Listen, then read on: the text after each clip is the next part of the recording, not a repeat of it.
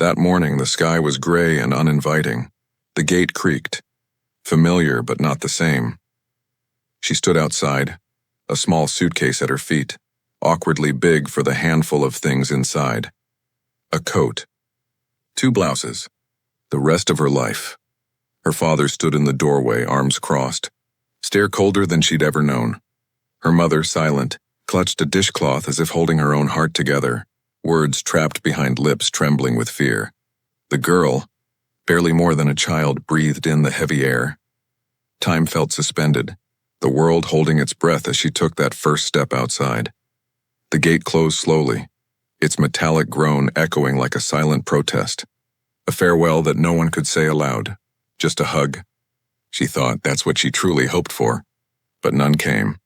Stories like this make us stop and think. Maybe they even remind us of something we still need to mend. If you believe love and forgiveness can change a destiny, subscribe to our channel. Your presence keeps this message alive and helps us share stories that might touch other families. Before the news, that house was noisy with life. The radio in the kitchen played the same old songs. Every morning, the kettle whistled at 7. The mother's slippers shuffled across the floor, blending with the daughter's hasty footsteps and the laughter that always arrived late. She was never on time for anything, work included. It was a simple routine, unremarkable to strangers, but precious for those within. The father was a silent man, believing that love was about paying bills and being there. He never said, "I love you." Instead, he said, "Wear your coat. Come home early. Don't forget the bedroom light." Caring, hidden in habit. She learned to understand those words. The mother spoke for the family. Talked too much. Sometimes, but every word showed intention. She was the warmth that softened her husband and the tenderness that taught her daughter how to dream. And the girl, just 18, dreamed small. She wanted to work, study, help at home. And in her secret heart, dreamed that one day her father would look at her with pride. Not just with worry, but fate is often a 2-day delay. That afternoon was like all the others. The sun slid behind roof tiles. The smell of fresh coffee filled the house. She entered slowly, steps short, the look distant. A mother's instinct is faster than any word, she noticed instantly. A deep breath, a seat at the table, a little test pulled from a pocket, 2 lines, loud in the quiet. In this block, we show how the ordinary can suddenly fracture into something irreparable. The mother stared at the test as if its meaning could be undone by looking hard enough. Then, understanding. Tears welled up, but she held them back. She squeezed her daughter's hand and whispered what every mother does when the world seems to fall apart. "We'll figure it out, my love." Outside, a car idled on the street, a warning bell. The father was coming. He arrived the same as every night. Keys on the counter, coat on the hook, usual question, "Did you eat yet?" But something was wrong. The radio was off, coffee gone cold, the mother lost at the table, the daughter restless. He frowned, searching for some answer in the room. What happened? A long pause. Breath caught. The daughter forced the words up. "Dad, I'm pregnant." Silence, heavy, filled the space between the walls and their hearts. No plate fell. No one shouted. But the air turned dense. The ceiling seemed to lower a few centimeters. He blinked, lost, then anger surfaced. From who? He demanded, hard, dry. She did not reply. He raised his voice. "Are you kidding me after everything I've done?" The mother stood, tried calm. "She's scared. We'll handle this together." But he could not hear solutions, just guilt. "Handle it?" He barked. "Her future is over." "It isn't," the mother countered, voice steady. "It is," he shouted. The word echoed. The girl flinched. Tears broke free, quiet. She tried to step closer. He withdrew. And with that single step back, something inside her broke. The clock read 8:15 p.m., the very moment he used to arrive home daily. Now it marked the birth of an estrangement that time would struggle to erase. He averted his gaze, looked out the window, and gave the sentence, "As long as you have this mistake, you can't live here." The mother cried out his name, but he would not answer. The keys clanked. The door slammed. Alone, the daughter stood listening to the echo, a sound even deeper than loneliness. Now, the house turned strange, echoing with everything unspoken. The night stretched on, each minute crawling by. Her mother sat on the bed's edge, lost in the weak glow of a bedside lamp. The girl counted the clock's ticks, staring at the ceiling, trying to piece together courage to wake, to pretend, to go on. But nothing was the same. The father did not return to their room. He stayed in the living room, staring at cold coffee, the only sound the relentless clock. With morning, exhaustion hung in the air, hollow eyes, heart stretched thin. He opened his daughter's door without knocking, voice dry, harsher than intended. "You're still here?" A trembling, honest answer. "I have nowhere to go." "Dad," the mother entered silently, her eyes pleading. "Please, talk to her, just talk." But he turned away, pride eclipsing pain, adjusting his collar, voice iron flat.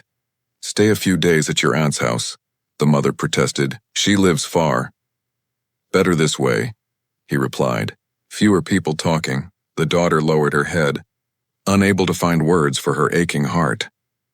If he met her gaze, perhaps he might soften. But again, he looked away. An abyss formed in that distance.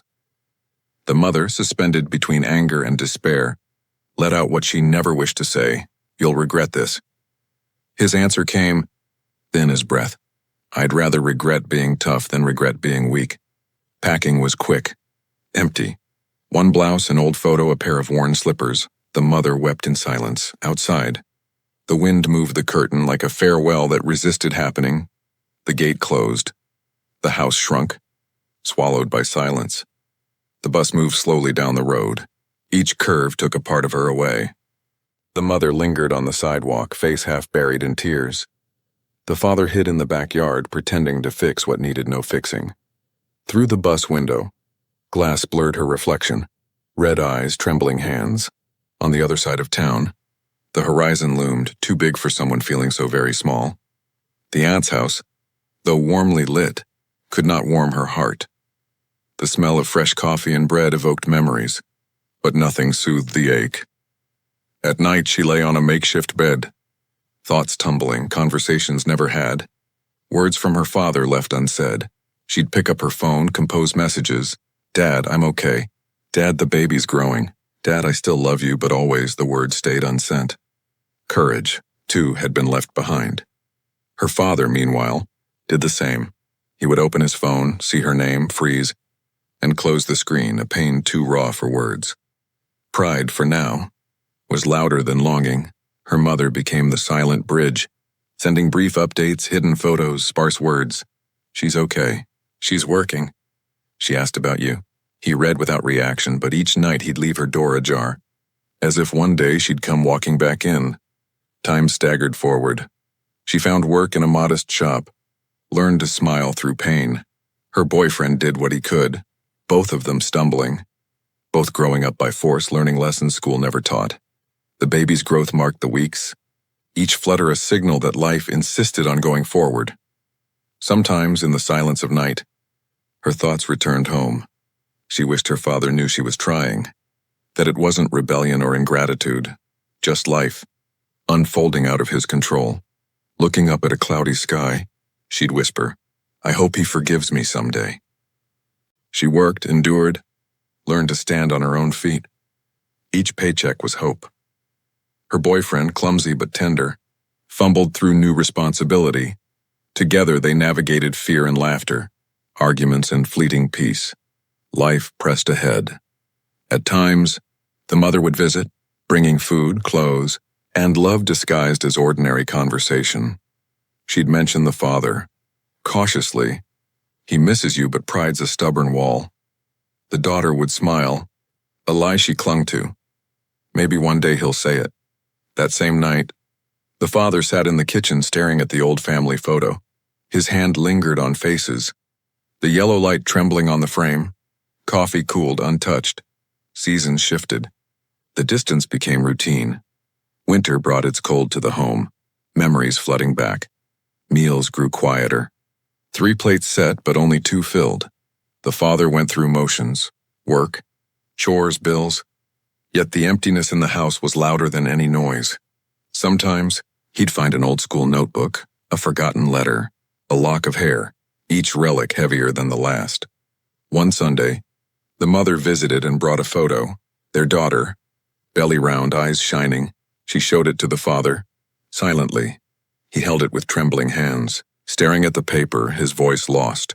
A single tear landed, blurring a cheek in the photo, enough to sting. The mother said nothing, only squeezed his shoulder. The silence said what words could not. From that day, the photo stayed in his wallet. He didn't show it to anyone, but each night, he looked, trying to speak to the past. If this story reminds you of someone, leave your like and subscribe. It helps YouTube bring this message to more parents who may need it right now. Sometimes, a simple video reaches a heart at just the right time. Dawn crept in silently, carrying the chill of regret. The hospital at night glowed like a lighthouse in the darkness. Sterile corridors, hurried footsteps, and a young woman in labor, clinging to her mother, pain sharing space with fear. The boyfriend wandered the halls, hollow encouragements on his tongue. Between contractions, she closed her eyes, trying to imagine her child's face. Memories of her father, both sharp and soft, swirled between each breath. In another part of town, the father sat on the porch, feeling a strange ache in his chest, the kind that arrives when life changes elsewhere. Far out of reach, the birth was long, exhausting, and then the baby's cry, a fierce, bright call, life demanding to be known. Tears streamed freely, this time not of grief, but relief. The first cry of her baby was also Destiny's quiet gift of forgiveness.